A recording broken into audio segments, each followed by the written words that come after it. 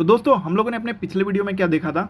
हम लोगों ने सीखा था कि हम लोग लिंक और बटन्स के ऊपर कैसे CSS प्रॉपर्टीज अप्लाई कर सकते हैं और कैसे उसकी स्टाइल भी हम लोग चेंज कर सकते हैं। तो मैं इसका आउटपुट एक बार आपको दिखा देता हूँ। मैं यहाँ पे राइट क्लिक करके ओपन विथ लाइव सर्वर करता हूँ। तो आप लोग देख सकते हो कुछ इस तरह का आउटपुट था। हम लोगों ने लिंक बटन के ऊपर कुछ कलर प्रॉपर्टीज अप्लाई की थी जो आपको व्हाइट कलर का दिख रहा है, और ये जो ब्लैक कलर का सबमिट बटन दिख रहा है इसके ऊपर भी हम लोगों ने CSS अप्लाई किया था। तो कुछ इस तरह का आउटपुट हमारा जनरेट हुआ था। तो इस वीडियो को आप लोग देख सकते हो, आई बटन पे मैंने लिंक प्रोवाइड कर दी है, यहाँ से जाके आप लोग वो वीडियो देख सकते हो। आज हम लोग क्या सीखने वाले हैं, आज के वीडियो में हम लोग देखेंगे कि हम लोग डिस्प्ले प्रॉपर्टीज़ कैसे यूज़ कर सकते हैं CSS में।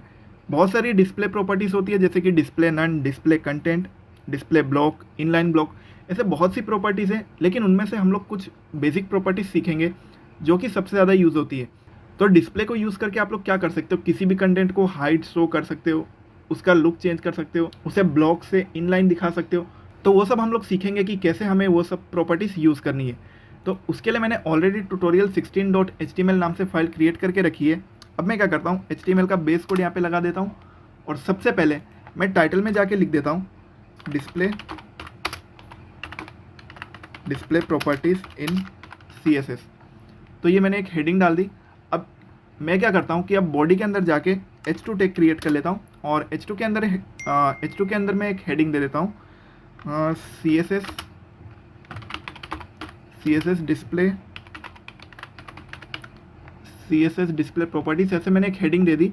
अब मैं क्या करता हूँ कि एक कंटेनर क्रिएट कर लेता हूँ, एक डिव टैग क्रिएट करता हूँ div डॉट कंटेनर नाम से। मैंने एक डिव टैग क्रिएट किया जिसकी क्लास मैंने कंटेनर रखी है। अब सिमिलरली इसी तरह मैं इसके अंदर 4 डिव और क्रिएट कर लेता हूँ जिसकी क्लास में दे दूंगा बॉक्स। तो मैं करता हूँ div डॉट बॉक्स, और इसे मैं एक आईडी भी प्रोवाइड कर देता हूँ। तो आईडी के लिए हम लोग क्या करेंगे, हैश लिखेंगे और आईडी का नाम, तो मैं box1 आईडी दे देता हूँ। और एक और चीज़ यहाँ पे आप लोग ध्यान देना कि अगर आपको मल्टीपल टाइम्स किसी भी चीज़ को प्रिंट करना हो तो उसे मल्टीप्लाई आप लोग कितने भी नंबर करोगे तो उतने बार वो प्रिंट हो जाएगा। वो कैसे करेंगे, जैसे मुझे कि 4 बार यहाँ पे डिव प्रिंट करना है तो मैं इंटू 4 कर देता हूँ और एंटर दूंगा। तो यहाँ पे मेरी 4 डिव क्रिएट हो गई जिसका क्लास बॉक्स है और आईडी यहाँ पे box1 है। तो आईडी सबके लिए यूनिक होती है, तो मैं क्या करता हूँ यहाँ पे आईडी box2 दे देता हूँ या box3, और यहाँ पे मैं box4 दे देता हूँ। तो ये मेरी आईडी और क्लास दोनों क्रिएट हो गए यहाँ पे। अब क्या करता हूँ कि इसके अंदर मैं कुछ कंटेंट डाल देता हूँ, जैसे कि फर्स्ट में डाल देता हूँ A, सेकंड में मैं डाल देता हूँ B, थर्ड में डाल देता हूँ C, और फोर्थ में डाल देता हूँ D। तो ऐसे मैंने कुछ कंटेंट यहाँ पे ऐड कर दिए। अब इसके बाद मैं क्या करता हूँ कि CSS प्रॉपर्टी दे देता हूँ हमारे कंटेनर को। अब सबसे पहले मैं क्या करता हूँ कि जो हमारी div डॉट कंटेनर क्लास है उस क्लास के अंदर मैं कुछ CSS अप्लाई करता हूँ। तो मैं यहाँ पे स्टाइल टैग क्रिएट कर लेता हूँ और डॉट कंटेनर यहाँ पे इसके अंदर मैं क्या करता हूँ कि सबसे पहले इसे दे देता हूँ बॉर्डर में दे देता हूँ 2 पिक्सल सॉलिड ब्लैक। ये मैंने एक बॉर्डर दे दी। अब सिमिलरली उसी तरह से मैं बैकग्राउंड कलर भी दे देता हूँ। तो मैं इसे बैकग्राउंड कलर दे देता हूँ लाइट ब्लू। मैंने इसे बैकग्राउंड कलर दे दिया। अब क्या करते हैं हम लोग कि इसे कुछ विड्थ दे देते हैं। विड्थ में इसकी रख देता हूँ 40%। अगर हम लोग विड्थ नहीं देंगे तो बाय डिफ़ॉल्ट ये पूरा जो हमारा डेस्कटॉप है कंप्लीट 100% विड्थ ये कवर कर लेगा। तो इसके लिए मैंने इसकी विड्थ दे दी मैंने 40%। अब कंट्रोल से सेव करके अपने ब्राउज़र पे जाता हूँ, राइट क्लिक करके ओपन विथ लाइव सर्वर करूँगा। तो आप लोग इसका आउटपुट देख सकते हो, कुछ इस तरह का इसका आउटपुट दिखाई दे रहा है। यहाँ पे जो आप लोग देख रहे हो ये ABCD जो है ये हमारी डिव है। ये जो हमारी ABCD वाली डिव है ये यहाँ पे हमें दिखाई दे रही है। इसके अंदर हम लोगों ने ना ही इसको कोई हाइट दी है, ना ही कोई विड्थ दी है, और ना ही कोई CSS प्रॉपर्टी इसके ऊपर अभी हम लोगों ने अप्लाई की है। इसीलिए एज इट इज़ खाली इसका कंटेंट हमें दिखाई दे रहा है। अब हम लोग क्या करते हैं इसके अंदर, अब हम लोग प्रॉपर्टी देते हैं हमारे ये जो बॉक्स क्लास वाली डिव है इसे डॉट बॉक्स लिख के मैं इसके अंदर कुछ प्रॉपर्टी देता हूँ। इसे मैं दे देता हूँ सबसे पहले हाइट में दे देता हूँ इसकी 100 पिक्सल, और उसके बाद इसकी विड्थ जो है विड्थ में इसके दे देता हूँ 100 पिक्सल।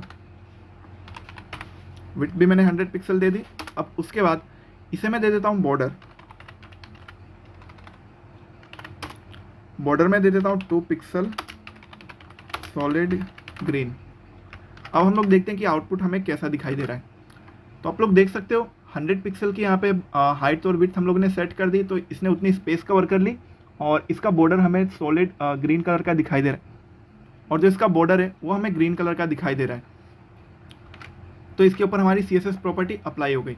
अब सबसे इंपॉर्टेंट चीज़, अब हम लोग देखते हैं कि हमारी डिस्प्ले प्रॉपर्टीज़ कैसे काम करती है।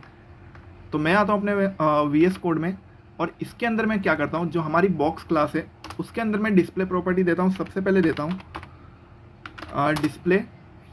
डिस्प्ले में कर देता हूँ नन। तो इससे क्या होगा कि हमारे जो भी एलिमेंट है, जैसे कि ये डॉट बॉक्स क्लास वाले जितने भी एलिमेंट है वो हमें दिखाई नहीं देंगे।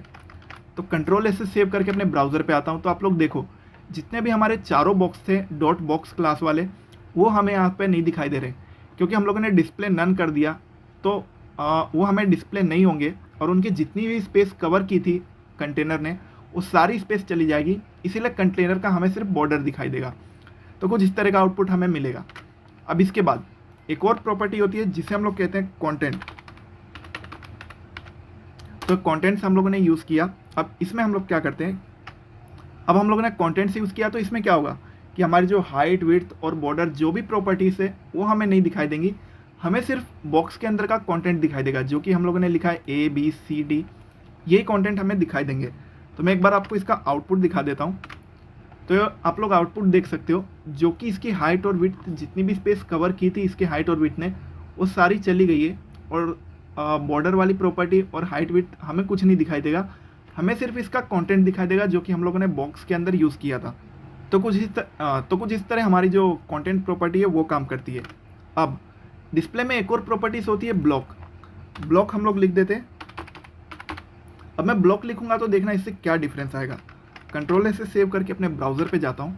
तो आप लोग देखो, ब्लॉक से वापस पहले की तरह हो गई। ब्लॉक से क्या हुआ कि इसने एज अ ब्लॉक सभी को ले लिया। जैसे कि हम लोगों ने यहाँ पे डिव क्रिएट किया है। तो डिव क्या है, डिव एक तरह का ब्लॉक होता है जो कि सब एलिमेंट को एक ब्लॉक बना देता है। और जितनी बार आप डिव लोगे तो एलिमेंट एज अ ब्लॉक एक के नीचे एक न्यू लाइन से स्टार्ट होगा और नई लाइन में आपको दूसरा एलिमेंट दिखाई देगा। उसी तरह ये काम करता है ब्लॉक। तो ब्लॉक प्रॉपर्टी हमने अप्लाई की तो उससे आपको ज़्यादा कुछ डिफरेंस देखने को नहीं मिला। अब इसकी जगह मैं क्या कर दूं, अगर मैं यहाँ पे कर दूं ब्लॉक की जगह इनलाइन, अगर मैं इसकी प्रॉपर्टी इनलाइन कर दूं और कंट्रोल से सेव करके यहाँ पे इसकी प्रॉपर्टी मैंने इनलाइन कर दी और अपने ब्राउज़र पे जाके हम लोग देखते क्या चेंज आया। इनलाइन ब्लॉक करने से क्या हुआ कि इसे हम लोगों ने जो भी हाइट और विड्थ दी थी वो यहाँ से चली गई, क्योंकि इनलाइन प्रॉपर्टी ने क्या किया, जो हमारा पेरेंट एलिमेंट था, जो A था फर्स्ट एलिमेंट, उसकी लाइन में सारे एलिमेंट आ गए और इसकी जो भी हाइट और विड्थ थी वो यहाँ से चली गई। मतलब कि जब आप लोग इनलाइन प्रॉपर्टी करते हो तो आप उसकी हाइट और विड्थ सेट नहीं कर सकते। वो जो बाय डिफ़ॉल्ट उसकी हाइट विड्थ होती है वो ऑटोमेटिक वहाँ से ले लेता है।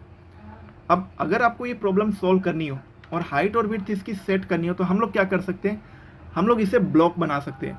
इनलाइन इसे रहने देंगे और साथ ही साथ इसे ब्लॉक भी बना देंगे। तो कैसे करेंगे, हम लोग इनलाइन ब्लॉक हम लोग कर देते हैं और कंट्रोल से सेव करके मैं जाता हूँ अपने ब्राउज़र पे।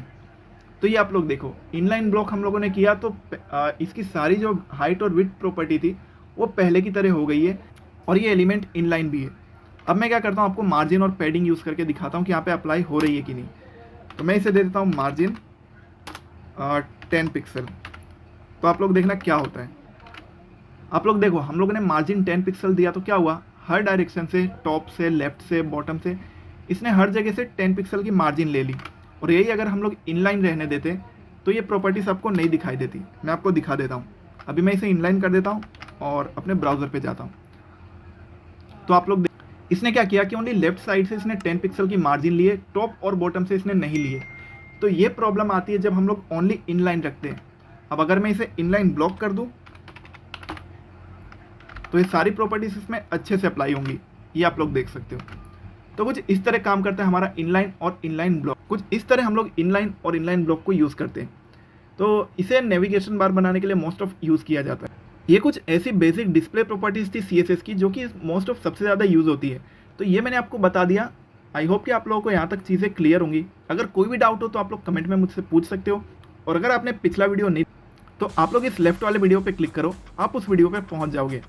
मैं मिलता हूँ आपसे नेक्स्ट वीडियो में। तब तक के लिए be safe, take care and good bye.